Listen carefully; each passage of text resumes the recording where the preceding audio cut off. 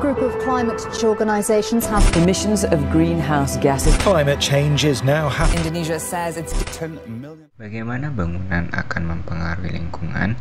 Bangunan berkontribusi secara signifikan terhadap emisi karbon dioksida secara global, menyumbang sekitar 42% dari emisi karbon dioksida bangunan. Emisi ini terutama berasal dari penggunaan energi selama konstruksi, operasional, dan pemeliharaan bangunan, termasuk pemanasan, pendinginan, penerangan, dan penggunaan peralatan elektronik. Selain itu, produksi material seperti semen dan baja juga menjadi faktor utama dalam tingginya emisi karbon dioksida dari sektor bangunan. Dalam hal energi, bangunan menyumbang 35% dari total konsumsi global, sementara dalam hal emisi, bangunan bertanggung jawab atas 38% dari total emisi karbon dioksida secara global. Sehingga dapat disimpulkan bahwa sektor bangunan memiliki kontribusi besar terhadap konsumsi energi dan emisi global.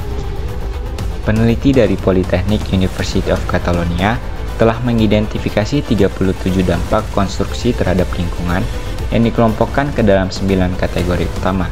Kategori ini mencakup berbagai aspek seperti emisi udara, termasuk gas rumah kaca dan senyawa berbahaya, tumpahan air, limbah, pencemaran tanah, dan konsumsi sumber daya.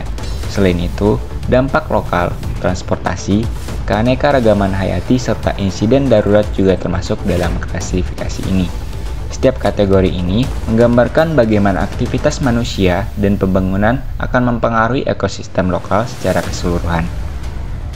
Adapun dampak konstruksi bangunan terhadap pengolahan bahan konstruksi, yaitu pada tahun 2015, Amerika Serikat memproduksi sekitar 93 juta metrik ton beton yang sebagian besar digunakan untuk konstruksi, dengan produksi global beton yang bertanggung jawab atas sekitar 5% emisi karbon dioksida. Untuk memproduksi 1 ton beton, diperlukan sejumlah besar bahan seperti semen, pasir, batu pecah, air, dan bahan tambah. Meskipun sebagian besar beton yang telah digunakan, akhirnya berakhir di tempat pembuangan air setelah masa pakainya habis. Selain itu, sekitar 40% produksi baja di Amerika Serikat digunakan dalam industri konstruksi, dengan proses produksinya menggunakan metode blast furnace atau basic oxygen furnace dan electric arc furnace.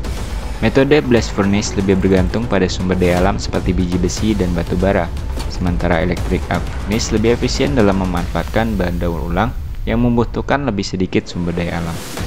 Adapun dampak konstruksi bangunan terhadap lingkungan, yaitu yang pertama akan mengurangi penggunaan lahan khususnya ruang hijau dan habitat alami, yang kedua akan mempengaruhi kualitas air dan ketersediaan air, yang ketiga akan mengurangi kemampuan ekosistem untuk menyerap karbon dan menstabilkan tanah, yang keempat akan berpengaruh terhadap salinisasi tanah dan menurunkan kesuburan tanah. Dampak lingkungan dari bangunan dapat diminimalisir dengan memperbaiki metode konstruksi, terutama melalui desain dan penggunaan material yang lebih efisien. Teknik green building menawarkan solusi efektif untuk mengurangi emisi. Mitigasi dampak lingkungan dapat dilakukan dengan pengurangan emisi, penggunaan energi, dan langkah tambahan dalam perencanaan bangunan, serta regulasi konsep pembangunan hijau. Sekitar 25 hingga 40% limbah padat nasional di Amerika Serikat berasal dari aktivitas bangunan, dengan sebagian besar limbah ini berakhir di tempat pembuangan akhir karena hanya 20% yang didaur ulang. Limbah konstruksi, terutama dari pembongkaran dan renovasi, mencakup material seperti kayu, logam, dan batu bata yang pembuangannya mewakili kehilangan energi yang signifikan karena tingginya energi yang diperlukan untuk produksinya.